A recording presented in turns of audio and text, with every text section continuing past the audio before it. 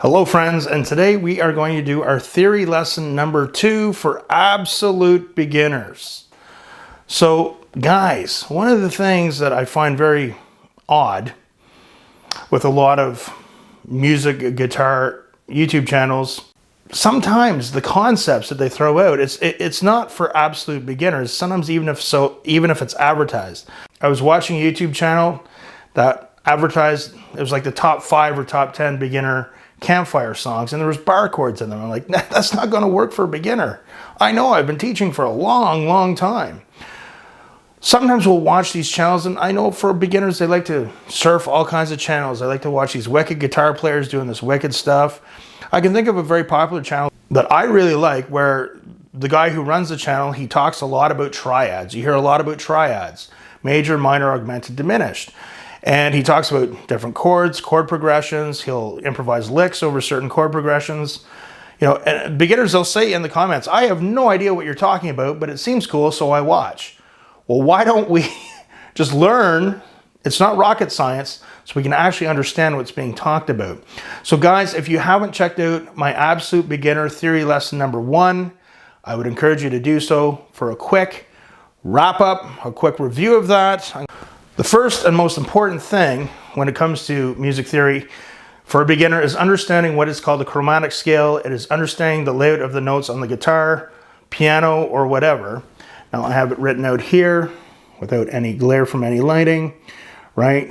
A sharp, B flat, B goes right to C, C sharp, D flat, D sharp, E flat, E goes right to F sharp, G flat, G sharp, A flat, and we're back to A again.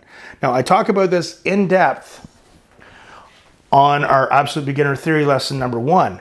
I want to take it a step further today with theory lesson number 2. Another pitfall a lot of beginners get into, guys, is people skip ahead. They don't follow the methodology of things. This is another thing that frustrates and slows down progress for beginners, right? People kind of start watching a bit of a lesson, then they'll skip to something else or go to another channel. So, what is next? We understand the chromatic scale. We understand the layout of the chromatic scale on the guitar neck. The next thing is we have to understand something called a whole step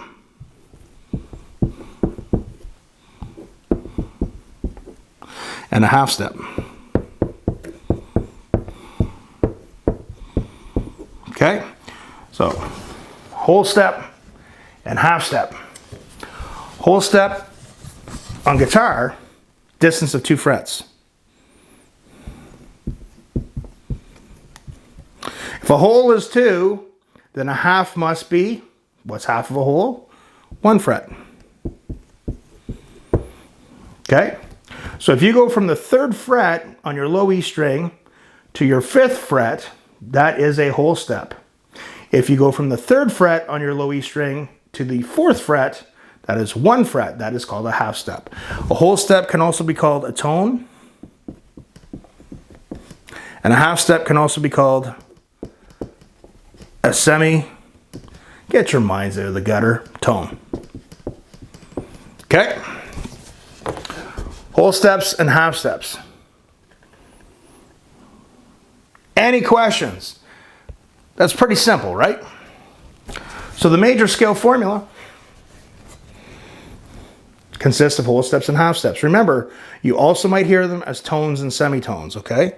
So our major scale formula, the major scale is the most important in all of music, okay? It's the granddaddy, grandmama, everything comes from that scale, if you know what I'm saying. Major scale formula. My goodness, I'm used to texting or using a keyboard. I forget how to write. Don't even ask me to write in cursive. Okay, so the major scale formula goes like this. It goes whole step, half step, whole step, whole step, whole step, half step. Squeeze it into the board here. Whole step, half step, whole step, half step. All right, so we know what a whole step is, distance of 2 frets. Half step is a distance of 1. Whole step is also called a tone. A half step is also called a semitone. The major scale formula: whole step, half step, whole step, half step. Any questions? memorize the major scale formula. So now we are going to write out a major scale. When we write out a major scale, we're going to write out the numbers 1 to 8. These are called the degrees of the major scale. Okay, here we go.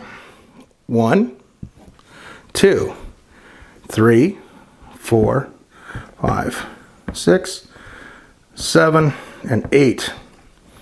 Okay, we apply our formula. So in between the 1 and the 2, whole step, 2 and 3, whole step, 3 and the 4 is a half step, 4 and 5 is a whole step,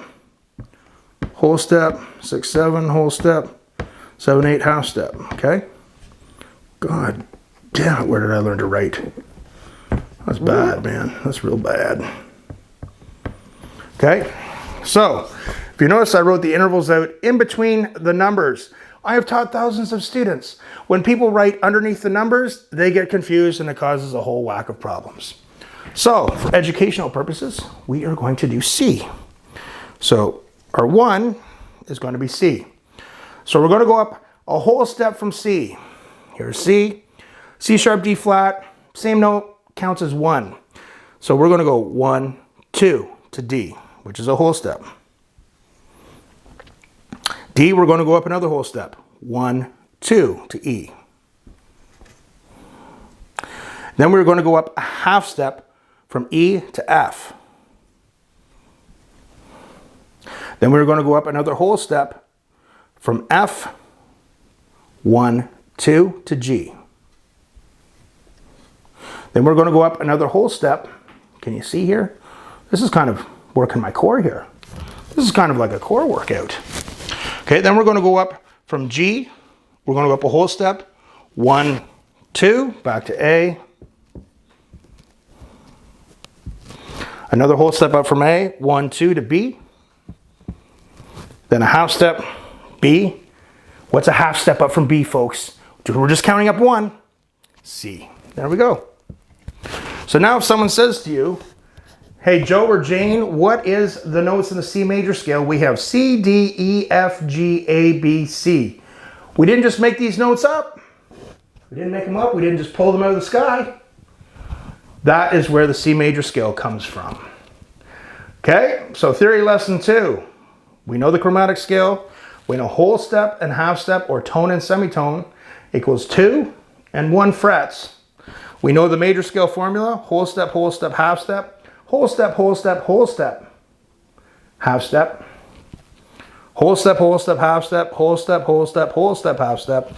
And now we also now can write out a basic major scale, the most beginner friendly, the C major scale.